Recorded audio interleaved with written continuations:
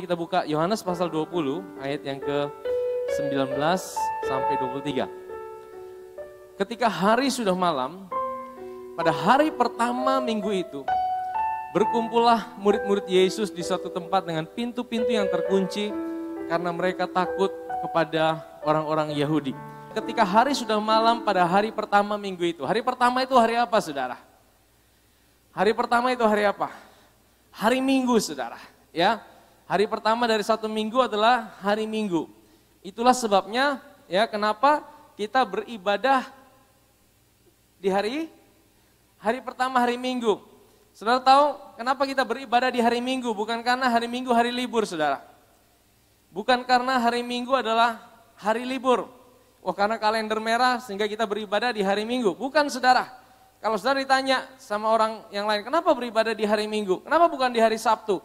Bukankah Sabat itu hari Sabtu? Memang orang Yahudi merayakan ibadah mereka di hari Sabat tuh di hari Sabtu, saudara. Makanya Jumat sore mereka udah libur.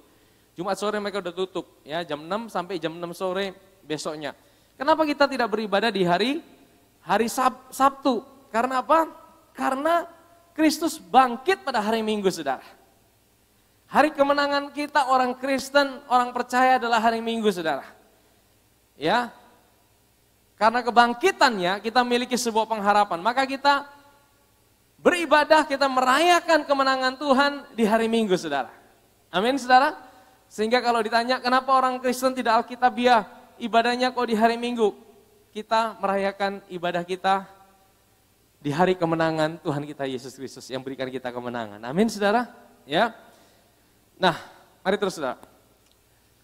Berkumpullah murid-murid Yesus di suatu tempat dengan pintu-pintu yang terkunci karena mereka takut kepada orang-orang Yahudi.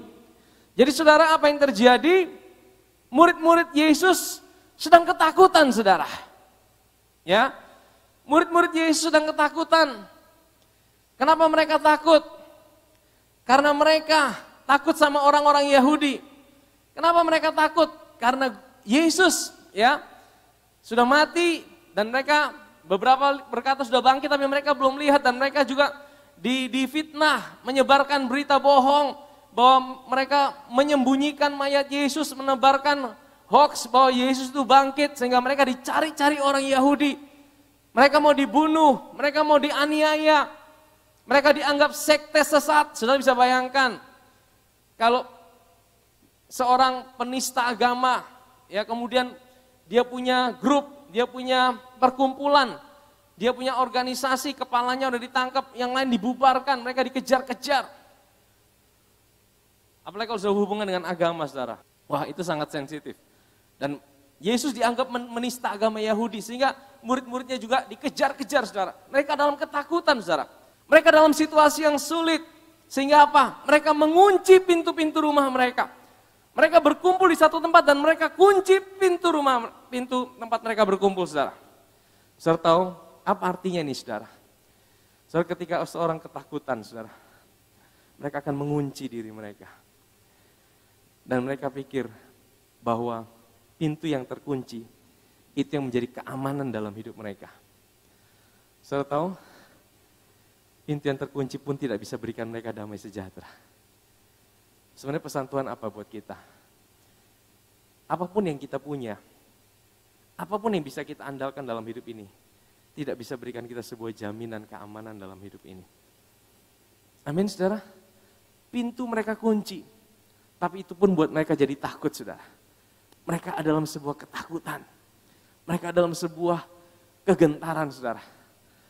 Saya tidak tahu apa yang saudara sedang hadapi hari ini juga. Bagi murid-murid Tuhan Yesus pada waktu itu ketakutan mereka terhadap orang Yahudi. Mereka dikejar-kejar, mereka dianiaya.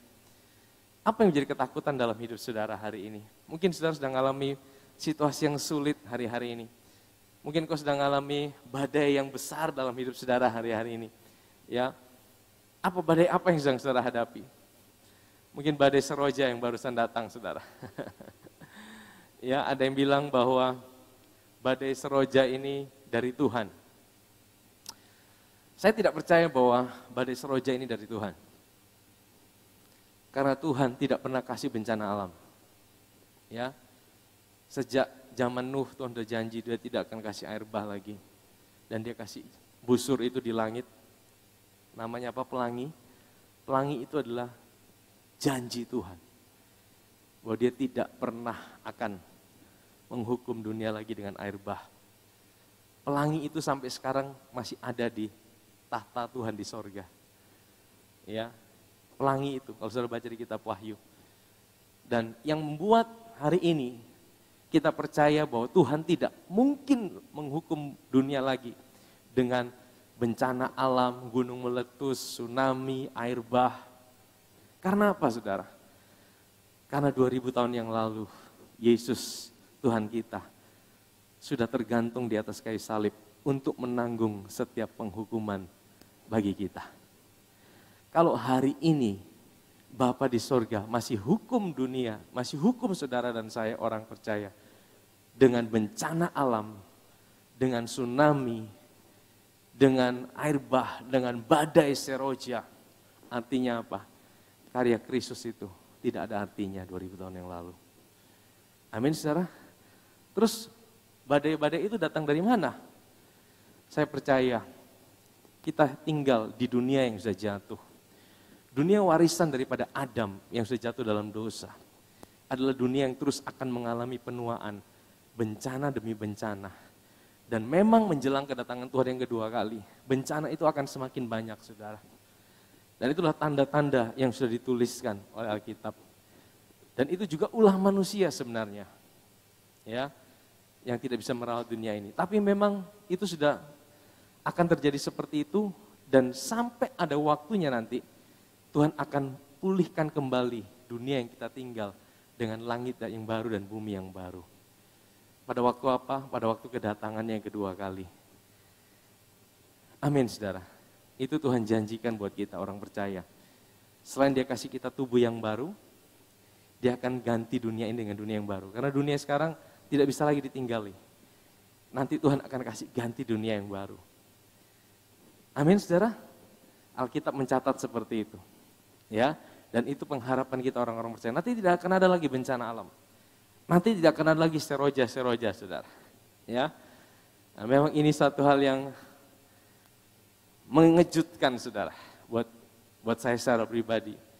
Begitu badai itu, wah luar biasa. Ya, dan saudara takut tidak ngadepin badai seroja barusan? Takut tidak, saudara? Wah, ada yang berkata, saya tidak takut. Tidak, saudara. Saya juga sempat takut, saudara.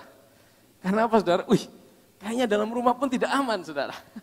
Sudah kunci semua, anginnya begitu besar.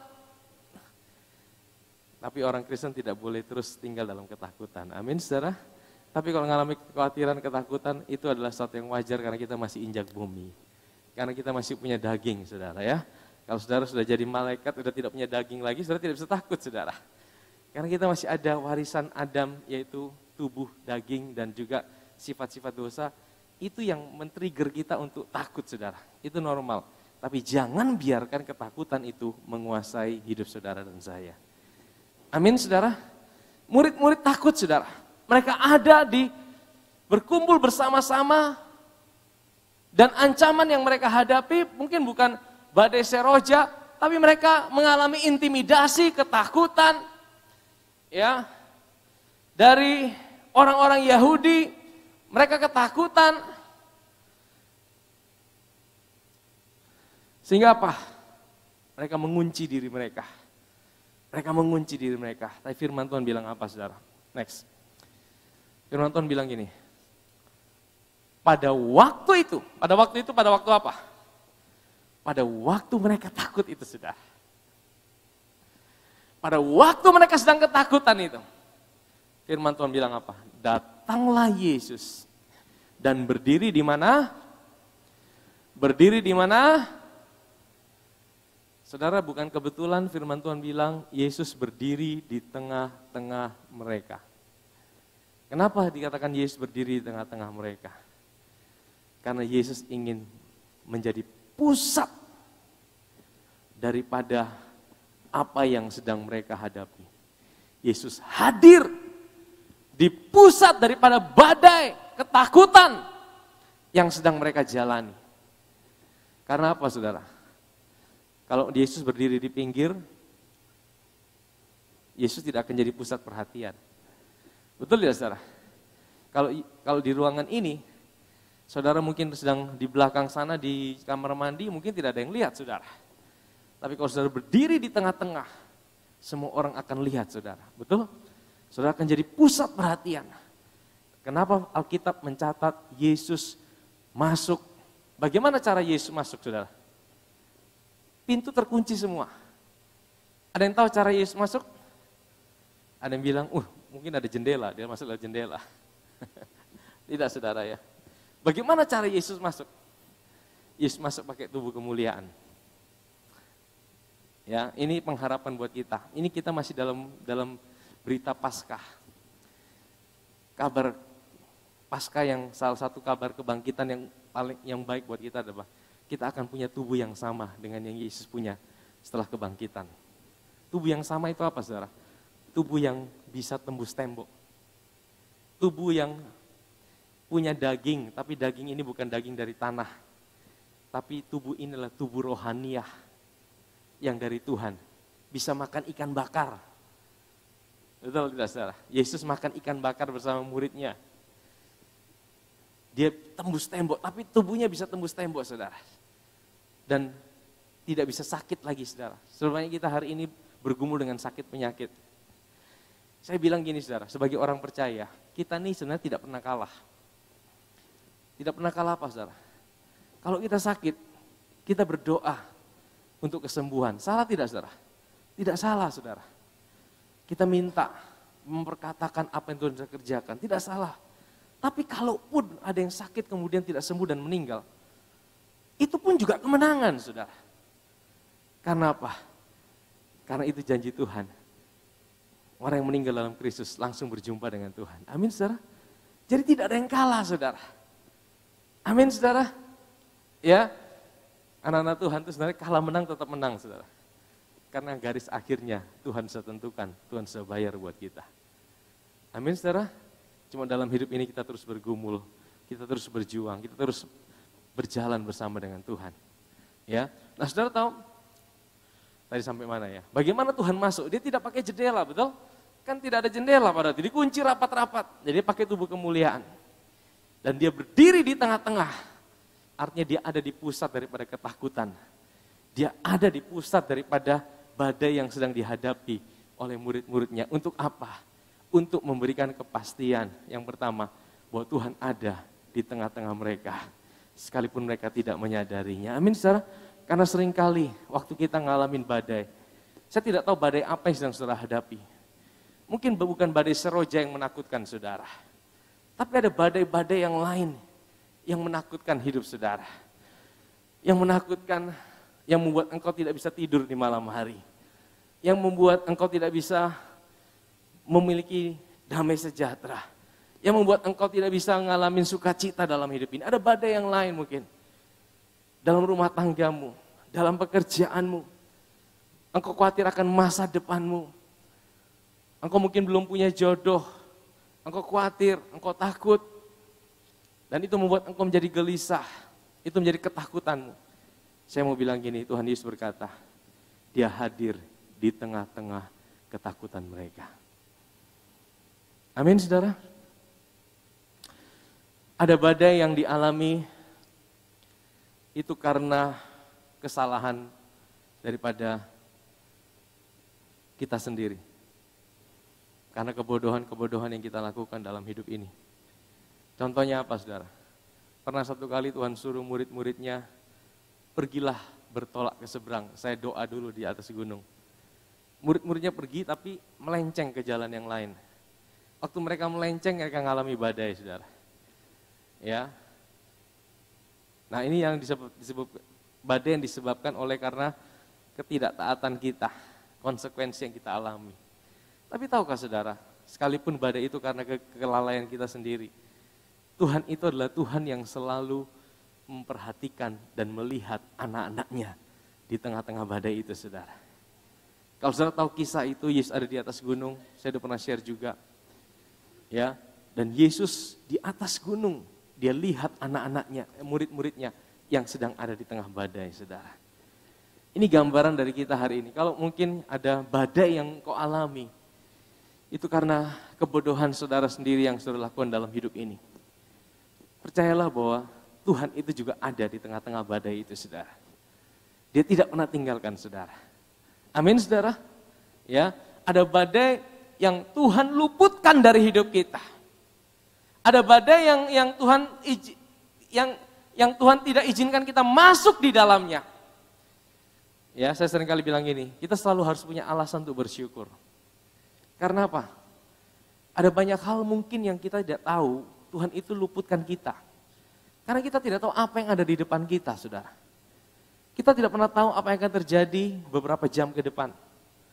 1 hari ke depan, 1 minggu ke depan. Ada banyak hal buruk yang mungkin Tuhan luputkan dari hidup kita. Dan kita tidak sadar itu. Ya, tapi ada juga yang Tuhan izinkan kita untuk kita masuk di dalamnya. Ya, satu kali Yesus juga pernah bersama dengan murid-muridnya, betul? Yesus pernah bersama dengan murid-muridnya dan dia bilang apa sama murid-muridnya? Ayo kita bertolak ke seberang. Dan waktu Yesus ajak murid-muridnya bertolak ke seberang, saudara. Yesus langsung apa? Langsung tidur. Dan firman Tuhan berkata, murid-muridnya yang kendalikan itu kapal, dan ketika mereka ada di tengah danau, mereka mengalami badai yang besar. Tapi Yesus sedang tertidur, saudara. Saudara, ini seperti Yesus sengaja jebak mereka. Kalau menurut saudara, Yesus tahu tidak akan ada badai? Yesus tahu tidak akan ada badai ketika mereka naik kapal itu. Kalau ada badai, kenapa Yesus ajak mereka naik kapal? Seperti Yesus sengaja jebak mereka, saudara. Tidak, saudara. Yesus bilang gini sebenarnya, kalau aku suruh kamu naik kapal, sekalipun ada badai apapun juga, engkau pasti sampai di seberang, karena aku yang bilang. Amin, saudara. Ya, sebenarnya badai itu tidak pernah bisa membunuh kita, saudara. Yang menjadi persoalan buat kita, itu sebenarnya bukan masalah itu sendiri. Saya mempelajari, saya merenungkan, saudara. Yang menjadi persoalan buat kita, itu bukan masalah itu sendiri, tapi respon kita terhadap masalah. Itu yang menjadi persoalan buat kita. Masalah tidak akan menghancurkan hidup saudara. Masalah tidak akan membunuh hidup saudara. Yang membunuh kita, yang menghancurkan kita adalah respon kita terhadap setiap masalah yang kita hadapi. Amin, saudara? Murid-murid berteriak apa? Guru! Engkau mau kami binasa, engkau mau kami mati. Saudara bisa bayangkan ketakutan mereka? Mungkin ada juga yang barusan mengalami ketakutan seperti itu. Orang yang tidak pernah kenal Tuhan, wah langsung teriak Tuhan semua hari Minggu. Ketika angin begitu, badai begitu besar, semua langsung ingat nama Tuhan. Bagus juga kadang-kadang ya. Ada badai seperti ini, orang yang tidak pernah kenal Tuhan akhirnya mulai berseru sama nama Tuhan. Tuhan tidak pernah kasih badai, tapi Tuhan bisa pakai semua situasi yang ada untuk membuat orang sadar bahwa hidup mereka ini sebenarnya sangat tidak ada artinya dibandingkan kekuatan alam yang ada. Makanya orang mesti selalu datang sama Tuhan, bersandar sama Tuhan, menyadari bahwa kita tidak bisa hidup tanpa Tuhan. Amin, saudara? Nah, mereka teriak, Guru, engkau mau kami binasa. Yesus langsung bangun. Ya, yang Yesus teduhkan pertama kali memang badai. Badai yang ada di luar. Saya sudah pernah share ini juga, saudara. Dia langsung teduhkan badai itu. Bagi Yesus, saya pernah bilang juga, untuk meneduhkan badai yang ada di luar hidup kita, itu sangat mudah. Tapi yang lebih susah, itu meneduhkan badai dalam hati kita. Badai seroja mungkin 1 minggu, 2 minggu, sebulan selesai. Tapi ada badai-badai yang lain yang terus ada dalam hati kita. Buat kita tidak bisa tidur, buat kita tidak bisa tenang, buat kita tidak bisa mengalami sebuah damai sejahtera. Nah, coba kita kembali ke Yohanes pasal 20. Pada waktu itu datanglah Yesus dan berdiri di tengah-tengah mereka. Dan berkata apa? damai sejahtera bagi kamu. Perkataan pertama yang Yesus katakan adalah damai sejahtera bagi kamu. Ya. Dan ini satu perkataan yang sangat penting, saudara. Yang sangat penting. Karena damai sejahtera itu bukan bicara tentang badai yang ada di luar. Damai sejahtera itu bukan bicara tentang badai yang ada di luar hidup kita. Damai sejahtera itu bicara tentang apa yang ada dalam hati kita, saudara. Dan bagi Tuhan itu yang paling penting, saudara. Saya tunjukkan ayat berikutnya. Dan sesudah berkata demikian, ia menunjukkan tangannya dan lambungnya kepada mereka. Murid-murid itu bersuka cita ketika mereka melihat Tuhan. Ayat 21. Maka kata Yesus sekali lagi apa? Damai sejahtera bagi kamu. Jadi saudara, kalau satu perkataan diulangi sampai 2 kali, saudara, itu kira-kira penting tidak, saudara? Penting, saudara. Yesus ulangi perkataan damai sejahtera bagimu. Terus dia tunjukkan tangannya. Murid-murid mukanya bersuka cita. Dia ulangi lagi, damai sejahtera bagimu. Kalau sampai dia ulangi 2 kali, itu berarti itu sangat penting. Itu sangat penting. Amin, saudara. Damai sejahtera itu di mana, saudara? Di dalam hati kita. Ya. Artinya apa? Bagi Tuhan. Tadi saya bilang, yang terpenting itu bukan apa yang ada di luar kita terlebih dahulu. Sekalipun Tuhan itu juga peduli dengan apa yang ada di luar kita. Bapa kita tahu dan dia peduli akan apa yang kita alami. Amin, saudara. Tapi bagi Tuhan yang paling penting, yang terpenting adalah damai sejahtera yang ada di dalam hati kita. Amin, saudara. Makanya Amsal 4 ayat 23, dia tidak berkata begini, jagalah hartamu dengan segala kewaspadaan. Coba tampilkan Amsal 4:23. Dia tidak berkata, jagalah rumahmu dengan segala kewaspadaan. Dia tidak berkata, jagalah apa yang kau punya dengan segala kewaspadaan. Tapi dia berkata, jagalah apa? Hatimu dengan segala kewaspadaan. Karena dari situlah apa? Terpancar kehidupan. Amin, saudara. Karena kalau hati kita, ya, damai sejahtera tidak ada, itu biasanya yang lain-lain yang buruk akan datang dalam hidup kita. Makanya Tuhan bilang yang paling penting dalam hidup ini adalah damai sejahtera, saudara. Dan damai sejahtera itu tidak bisa kita beli di mana-mana.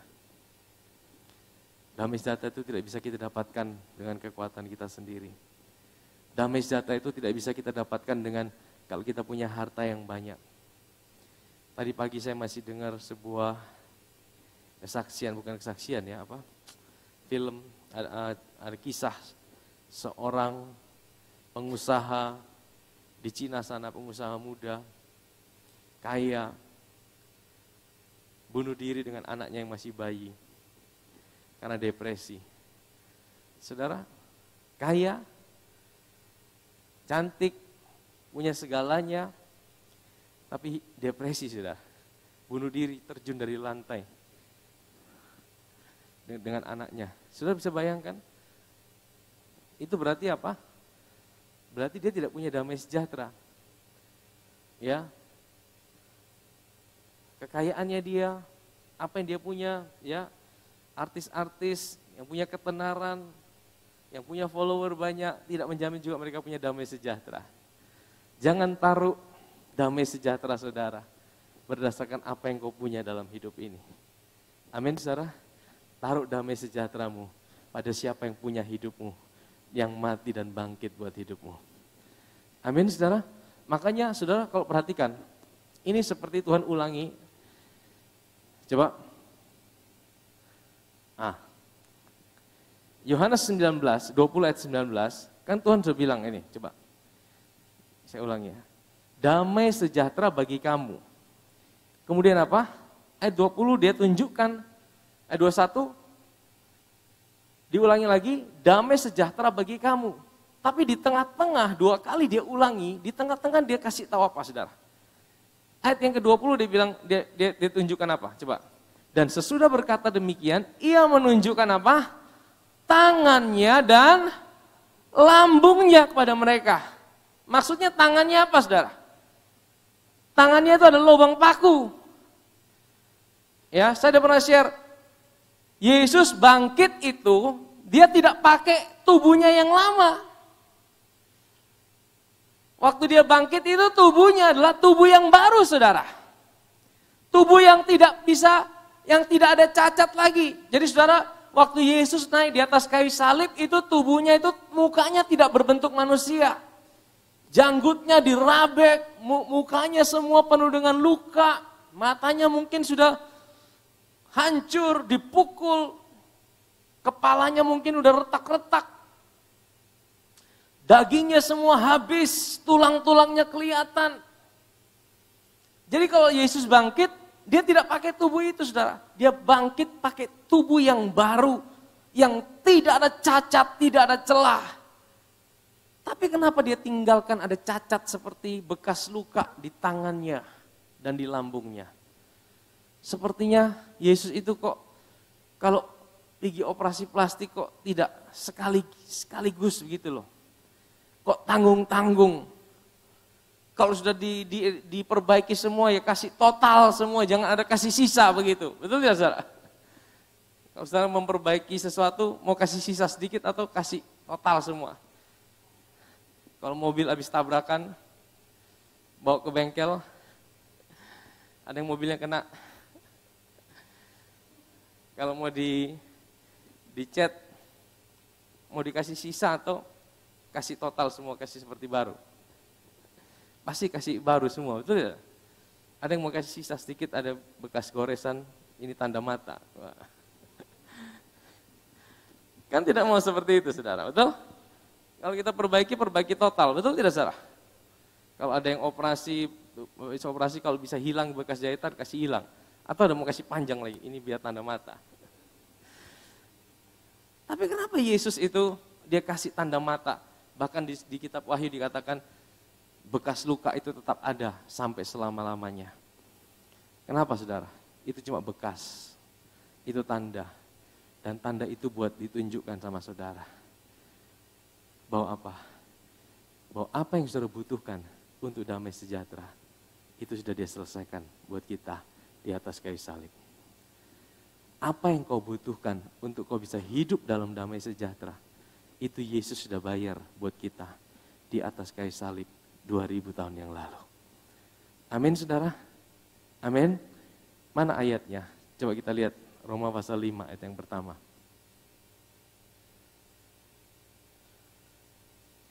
Sebab itu, kita yang dibenarkan karena iman, kita hidup dalam damai sejahtera dengan Allah oleh karena Tuhan kita, Yesus Kristus. Jadi Tuhan mau bilang gini sebenarnya, kalau kamu tahu kamu dibenarkan karena iman, kamu tidak perlu takut kehilangan damai sejahteramu.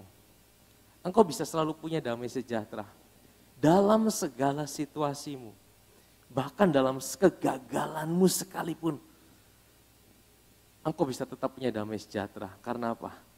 Karena engkau tahu, Tuhan bilang, aku selalu ada bersamamu. Apa sih yang buat kita jadi takut dalam hidup ini? Sebenarnya akar dari segala ketakutan kita adalah ketika kita berpikir bahwa kita menjalani segala sesuatu itu, Tuhan itu tinggalkan kita. Betul tidak saudara? Kalau saudara berpikir bahwa waktu engkau menjalani masalahmu, tantanganmu, dan engkau berpikir Tuhan itu tinggalkan hidup saudara, saya percaya pasti saudara tidak punya damai sejahtera. Karena apa? Kalau Tuhan setinggalkan saya, apa yang bisa saya buat? Mana saya bisa lawan Tuhan? Dan itu buat kita jadi takut saudara. Tapi Tuhan bilang, aku udah bayar itu di atas kayu salib. Aku udah tunjukkan ini buktinya. Aku udah bayar, aku udah berikan segala yang terbaik. Dan ini jaminan yang aku berikan buat hidupmu. Aku ada bersamamu bukan karena engkau baik, Aku tidak pernah tinggalkan engkau bukan karena engkau tidak pernah gagal. Aku selalu ada bersamamu, bahkan dalam situasimu yang terburuk sekalipun. Aku tidak pernah biarkan engkau berjalan sendirian. Amin saudara. Percayakah saudara, kalau saudara sadar itu, bahkan di tengah-tengah situasi yang terburuk sekalipun dalam hidupmu, engkau menyadari Tuhan ada bersamamu, engkau akan cepat bangkit kembali. Waktu engkau sakit, kalau engkau merasa Tuhan tinggalkan hidup saudara, wah itu berat saudara. Engkau tambah sakit saudara. Engkau tambah lemah. Ya, saya mau kasih kesaksian. Minggu lalu mungkin ya. Kami sekeluarga kena COVID sebenarnya saudara. Tapi Tuhan pulihkan dengan cepat saudara. 5 hari selesai. Saya sempat kehilangan penciuman 1 hari. 1 hari kehilangan penciuman saudara. Saya mau saksikan ini karena saya tahu, supaya kita tahu COVID itu bukan aib saudara. Ya, kalau saudara ada yang kena, percaya bahwa Tuhan tidak pernah tinggalkan saudara. Kalau saudara merasa, waduh Tuhan hukum saudara, Tuhan tinggalkan saudara, wah saudara tambah sakit saudara. Saudara tambah lemah saudara. Tapi kalau saudara kena, apapun juga, ini saya kasih contoh mungkin sakit ya. Tapi kalau saudara merasa, nah damai sejahtera itu dari mana? Dari kesadaran akan Tuhan itu selalu ada buat hidupmu. Bahkan di dalam situasi yang sulit sekalipun, situasi yang kau tidak bisa mengerti dengan cara berpikirmu, Tuhan itu selalu ada. Itu membangkitkan iman saudara. Amin. Dan iman itulah yang membuka jalan untuk hal-hal yang kau tidak tahu apa yang ada di depan. Amin saudara. Ya. Next, kita kembali. Roma 5, belum selesai.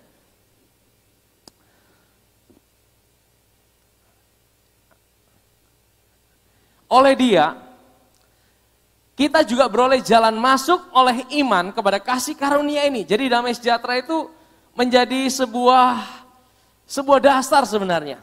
Ya, kita dibenarkan karena iman, kita punya damai sejahtera.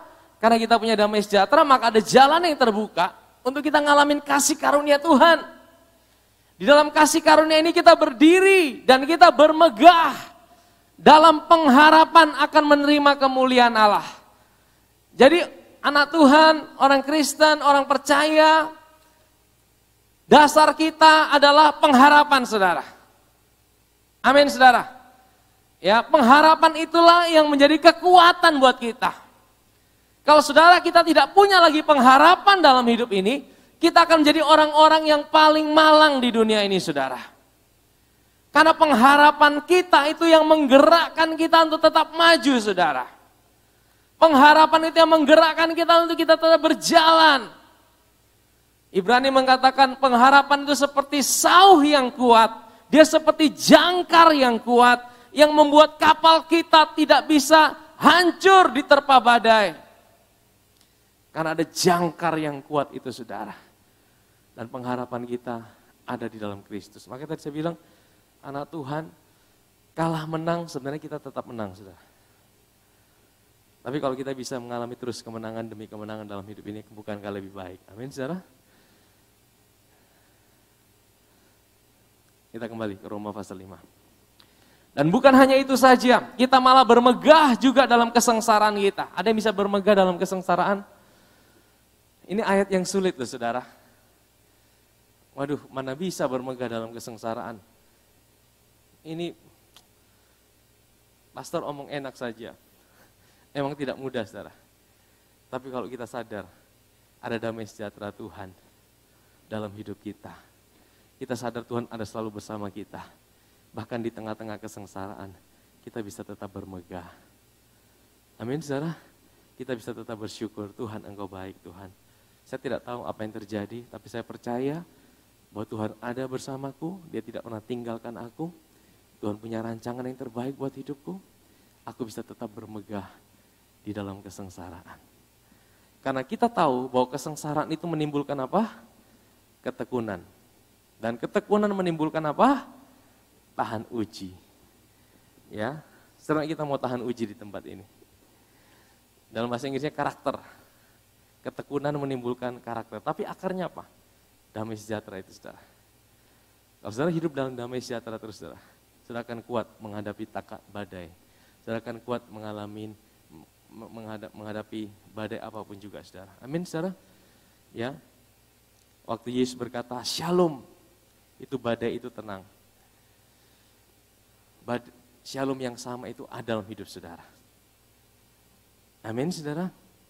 Ya, ketekunan menimbulkan tahan uji, dan tahan uji menimbulkan apa? Pengharapan.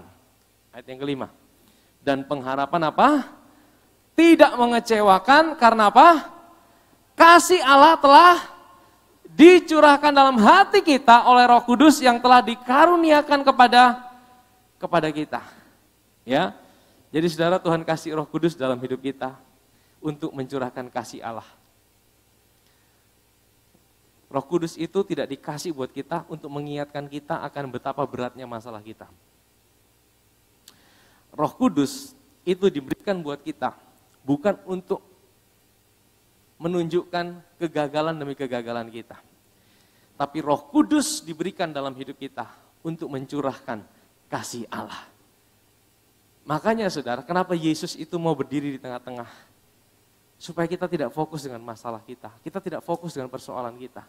Roh Kudus akan ingatkan buat kita bahwa ada Tuhan di tengah-tengah apa yang kita sedang jalani.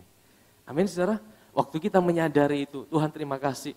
Aku tahu Tuhan ada bersamaku. Aku tahu Tuhan tidak pernah tinggalkan aku. Roh Kudus ingatkan kita akan kasih Allah. Apa yang terjadi, saudara? Bagi Dialah yang dapat melakukan jauh lebih banyak daripada apa? Apa yang dapat kita doakan atau pikirkan, seperti yang ternyata dalam kuasa yang bekerja di dalam. Seberapa banyak kita mau bahwa Tuhan melakukan jauh lebih banyak daripada apa yang kita doakan, apa yang kita pikirkan. Tapi ayat ini tidak berdiri sendiri, saudara. Kita orang Kristen sering comot-comot ayat, kita jadikan dasar. Tapi sebenarnya ayat ini tidak berdiri sendiri. Ayat ini dari ayat 16, saudara. Coba kita baca ayat 16. Ayat 16 sampai 20. Aku berdoa, kata Rasul Paulus, supaya ia menurut kekayaan dan kemuliaannya menguatkan dan meneguhkan kamu oleh rohnya yang ada di dalam batinmu. Jadi Roh Kudus itu dalam batin kita untuk apa? Menguatkan dan meneguhkan.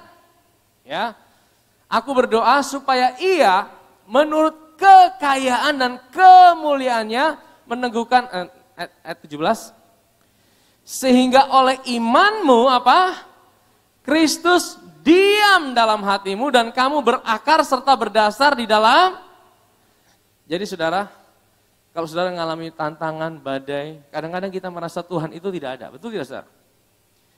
Tuhan, engkau ada di mana? Memang waktu kita mengalami masalah, seringkali perasaan kita yang lebih bermain. Betul tidak, saudara? Waktu saudara dikuasai oleh ketakutan, intimidasi, perasaan itu lebih kuat bicara daripada iman kita. Dan kita merasa, Tuhan, engkau ada di mana, Tuhan? Makanya Rasul Paulus berkata, oleh imanmu Kristus diam di dalam. Jadi Rasul Paulus tidak berkata oleh perasaanmu. Kalau perasaan kita itu berubah-berubah, saudara. Bisa naik turun. Tapi oleh iman artinya apa? Saudara rasa atau tidak rasa? Saudara merasa Tuhan hadir atau tidak hadir? Kalau di gereja semua, wah rasanya Tuhan itu hadir. Tapi kalau kita sedang mengalami masalah, rasanya Tuhan itu ada di mana? Ya kan? Tapi firman Tuhan katakan, oleh imanmu, Kristus diam dalam hatimu. Dan kamu berakar serta berdasar di dalam kasih. Kasih ini bukan kasih kita pada Tuhan, kasih ini kasih Tuhan sama kita. Waktu engkau selalu menyadari kasih Tuhan, waktu engkau selalu menyadari kasih-Nya yang tidak pernah berhenti dalam hidupmu, bahkan dalam situasi yang sulit sekalipun. Saudara tahu, waktu kita ngalamin badai yang seperti barusan ini, saudara kita seperti terputus hubungan semua, saudara. Mau komunikasi susah, mau keluar susah. Saudara mau telepon siapa, saudara? Semua orang ngalami yang sama. Kalau saudara harapkan manusia, waduh susah, saudara. Betul ya, saudara? Di saat-saat seperti ini, saudara, kita perlu menyadari bahwa Tuhan itu tidak pernah tinggalkan kita. Amin saudara. Kristus berakar serta berdasar dalam hati kita. Kita tahu bahwa kasihnya tidak pernah berubah dalam hidup kita. Next, terus.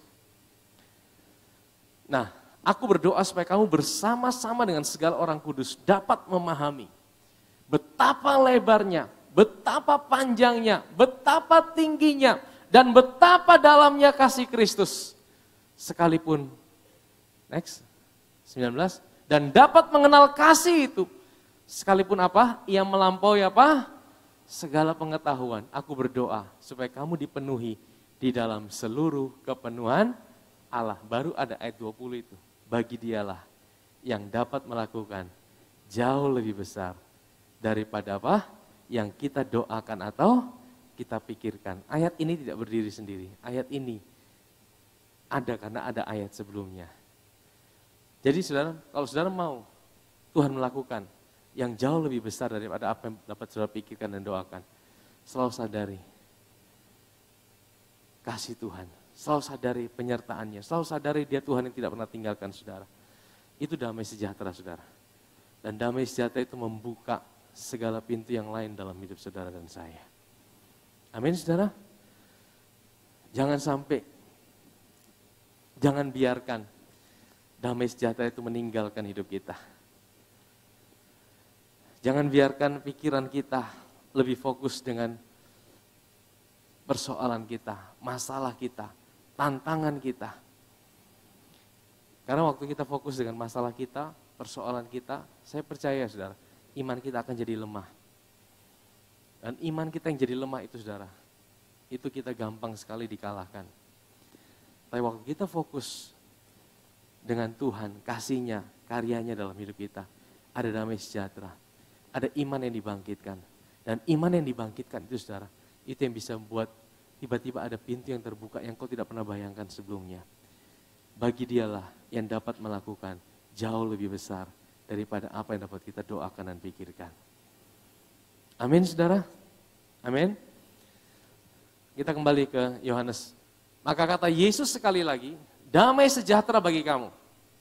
Sama seperti Bapa mengutus aku, demikian juga sekarang aku mengutus kamu.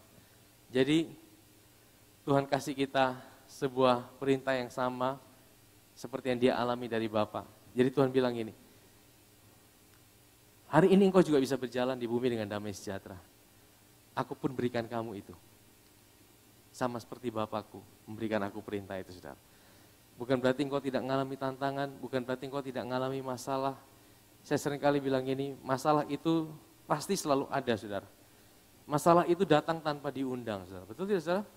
Kita tidak usah cari masalah, masalah akan datang cari kita setiap waktu. Tapi tadi statement yang di awal saya bilang ini, masalah itu tidak akan membunuh kita. Masalah tidak akan menghancurkan hidup kita. Tapi seringkali respon kita terhadap masalah, itu yang membuat kita jadi lemah saudara. Respon kita terhadap masalah, itu yang menghancurkan hidup kita. Amin saudara. Sehingga apa Tuhan mau?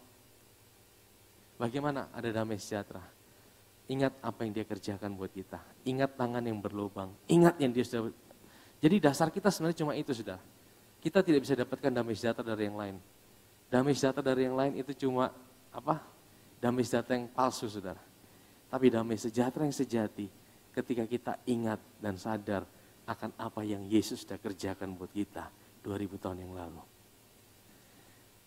Amin saudara. Dan itulah kekuatan buat kita. Ya. Next. Ayat yang ke-22.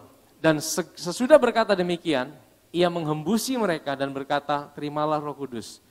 Jadi ini adalah pertama kali murid-muridnya mengalami sebuah kelahiran baru. Mereka dilahirkan kembali. Ya. Sayang Yudas tidak ada di sini. Yudas sudah bunuh diri, saudara. Coba kalau tidak dia bisa mengalami kelahiran baru. Jikalau kamu mengampuni dosa orang, dosanya diampuni.